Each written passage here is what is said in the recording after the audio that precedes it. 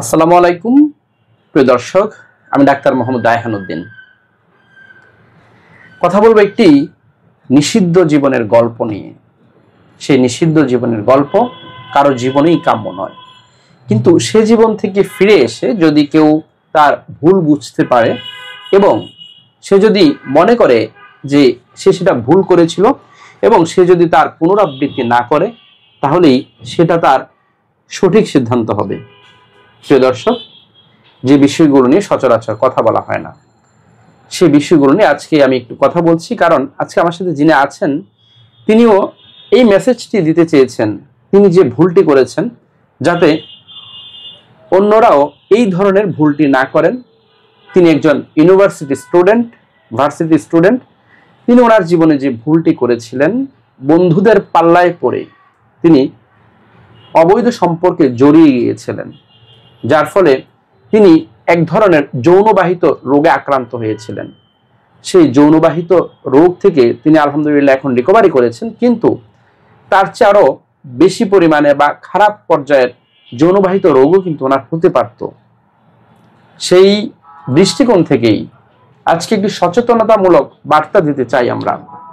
তিনি যে ভুল করেছেন, এই ধরনের ভুল যাতে অন্য কেউ না করে, বা যারা এই ধরনের ভুলগুলো করছেন তারা যাতে সেটা থেকে ফিরে আসতে পারে। শুনবো ওনার মুখ থেকে। কেমন আছেন? জি আলহামদুলিল্লাহ ভালো। আলহামদুলিল্লাহ। আপনি তো একজন ইউনিভার্সিটি স্টুডেন্ট, তাই না? ভার্সিটি স্টুডেন্ট আপনি। আসলে আমরা যে বিষয়টা নিয়ে কথা বলবো, একটু আমরা প্রাইভেসি মেনটেন করেই কথা বলছি। শুধুমাত্র আমরা ওনার থেকে শুনবো আসলে কি ভুল করেছিলেন তিনি। আপনি তো এখানে একটি রোগ নিয়ে এসেছিলেন, সেই রোগটি ছিল আপনার মূলত একটি যৌনবাহিত রোগ। এবং সেই রোগটি কিভাবে হয়েছিল বা আপনার কি সিমটম নিয়ে আপনি এখানে এসেছিলেন, যদি একটু বলতেন। আমি বন্ধু বান্ধবের পাল্লায় পড়ে অবৈধভাবে মেলামেশা করছিলাম এক নারীর সঙ্গে। তো তারপরে অবৈধভাবে মেলামেশা করার 7 থেকে 10 দিন পর আমার একটা জিনিস লক্ষ্য করি যে পেনিস দিয়ে আমার পুজের মতো সাদা এক ধরনের পদার্থ বা ধাতুর মতো বের হচ্ছে আর কি। এবং আপনার প্রস্রাবে জ্বালা করা হচ্ছে, ব্যথা অনুভব হচ্ছিল। প্রস্রাব করার সময় প্রস্রাবে কিটকিট করতো, বা এমনি মাঝে মাঝে কিটকিট করতো, প্রস্রাবে করার সময় জ্বালা পোড়া করতো। এবং আপনার এই যে আপনার আন্ডারওয়্যার আপনার নষ্ট হয়ে যেত, যে আপনার পুঁজগুলো বের হতো, তাতে আপনি বুঝতে পারতেন যে আসলে পুঁজ বের হচ্ছে। জি। এবং সেই পুঁজটা একটু দুর্গন্ধযুক্ত ছিল, তাই না? জি, দুর্গন্ধযুক্ত ছিল। এবং ঘুম থেকে ওঠার পর কি দেখতেন? ঘুম থেকে ওঠার পর দেখি পেনিসের মাথায় মনে করেন যে পুঁজ জমা আছে। জি, সাদা পুঁজ জমা আছে, যেটা মনে হচ্ছে ভারী এবং সাদা পুঁজ। সাদা বা হচ্ছে আমরা মিউকোপুরুলেন্ট ডিসচার্জ বলে থাকি প্রিয় দর্শক মেডিকেল ভাষায়, অর্থাৎ সহজ বাংলায় পুঁজ জমা ছিল। এই পুঁজটা ছিল দুর্গন্ধযুক্ত এবং হচ্ছে ওনার প্রস্রাবে প্রচন্ড পরিমাণে জ্বালা পোড়া ছিল, এবং হচ্ছে ওনার তিনি যেটা বলতেন যে ব্যথা হতো, অর্থাৎ একটা অস্বস্তিকর অবস্থায় ছিলেন। এবং সেটা কিন্তু আপনার পূর্বে ছিল না কখনোই, অর্থাৎ মেলামেশা করার পরই সেই বিষয়টা লক্ষ্য করেছেন আপনি। এবং আপনি যে অনিরাপদ যৌন মিলন করেছেন, সেটি তার কারণ সেটি আপনি বুঝতে পেরেছিলেন? জি, বুঝতে পারছি আমি। এবং বুঝতে পেরে আপনি তখন চিকিৎসা নেওয়ার সিদ্ধান্ত নেন এবং এখানে আসেন চিকিৎসা নেওয়ার জন্য।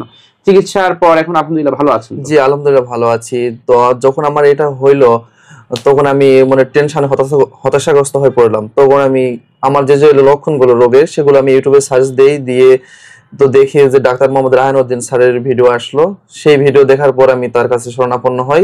তবে তার থেকে চিকিৎসা আমি নিয়ে ইনজেকশন প্রথমে তিনি দিয়েছিলেন। ইনজেকশন চিকিৎসা নিয়ে আপনি এখন ভালো আছেন? জি আলহামদুলিল্লাহ। এই যে আপনি যে ভুল করেছেন, একটা ইউনিভার্সিটির পড়ুয়া স্টুডেন্ট, তিনি যে ভুলটি করেছেন, সেই ভুলটি কি আপনি বুঝতে পেরেছেন? জি, ভুলটি আমি বুঝতে পারছি। সেটা করা উচিত হয়নি, যে আসলে অনিরাপদ যৌন মিলন, অবৈধ মেলামেশা যেটা আমরা বলে থাকি, বন্ধুদের পাল্লায় পড়েই কিন্তু আপনি গিয়েছিলেন।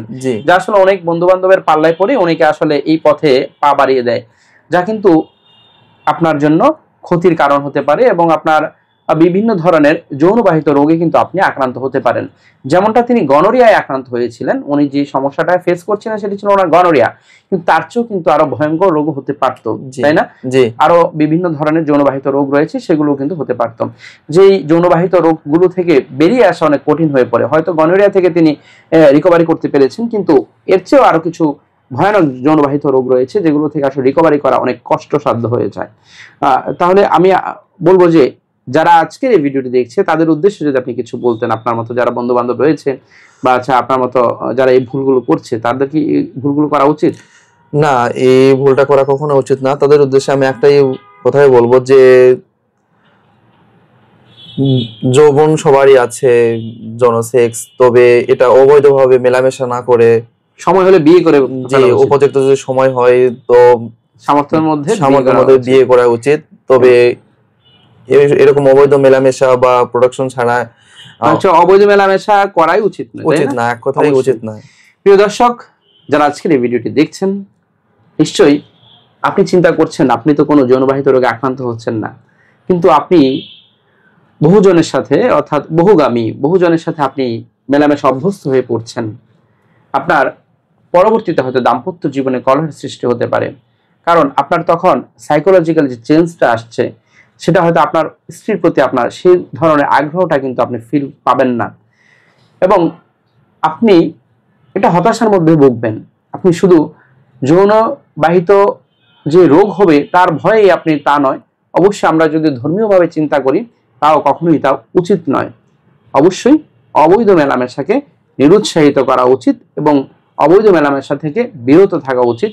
অবশ্যই যদি আমরা ধার্মিকভাবে চিন্তা করি, সেটার প্রতি আমরা যদি ধর্মীয় অনুশাসন মেনে চলি, তাহলে অবশ্যই সময় মতো বিয়ে করা উচিত। আমি যেটা বলবো, যেমন তিনি ইউনিভার্সিটি স্টুডেন্ট, তিনি আসলে যে ভুলটি করেছেন যার ফলে কিন্তু ওনার এই রোগটি হয়েছিল, তার চেয়ে আরো ভয়ঙ্কর রোগ কিন্তু হতে পারত।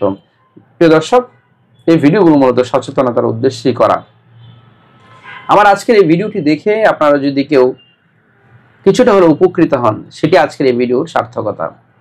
প্রিয় দর্শক, যারা আমার নিয়মিত ভিডিওগুলো দেখে থাকেন, আপনাদের প্রতি কৃতজ্ঞতা জানাচ্ছি। প্রিয় দর্শক, আমার এই ভিডিওগুলো ব্যবহার করে একদল প্রতারক চক্র আমার নামে এবং বিভিন্ন নামে অসংখ্য ফেক পেজ খুলে ওরা বিভিন্ন ধরনের ঔষধের বিজ্ঞাপন দিয়ে যাচ্ছে, যার সাথে আমার কোনো ধরনের সম্পৃক্ততা নেই। আমি একজন কোয়ালিফাইড রেজিস্টার্ড MBBS ডক্টর। আমি কখনোই কোনো ধরনের ঔষধের বিজ্ঞাপন করি না। আমি শুধুমাত্র সরাসরি চেম্বারে রোগী দেখে থাকি। প্রিয় দর্শক, আমার দুটো মাত্র চেম্বার ঢাকা এবং কুমিল্লায়। ঢাকায় ঢাকা মেডিকেল কলেজ হাসপাতাল, নতুন বিল্ডিং গেটের বিপরীত পাশে pure scientific diagnostic services limited, প্রতি বৃহস্পতি, শুক্র, শনিবার দুপুর 2টা থেকে রাত 10টা পর্যন্ত। কুমিল্লা ইপিজেড 1 নং গেটের বিপরীত পাশে মোল্লা হাউস, প্রতি সোম, মঙ্গল ও বুধবার দুপুর 2টা থেকে রাত 9টা পর্যন্ত। প্রিয় দর্শক, দুটো মাত্র সিরিয়াল নাম্বার, এর বাইরে কোনো নাম্বার নেই। নাম্বারগুলো হচ্ছে 01647386185, আরেকটি নাম্বার হচ্ছে 01727375664। এই দুটো নাম্বারের বাইরে কোনো ধরনের নাম্বার নেই। সকলকে ধন্যবাদ জানিয়ে শেষ করছি। আসসালামু আলাইকুম।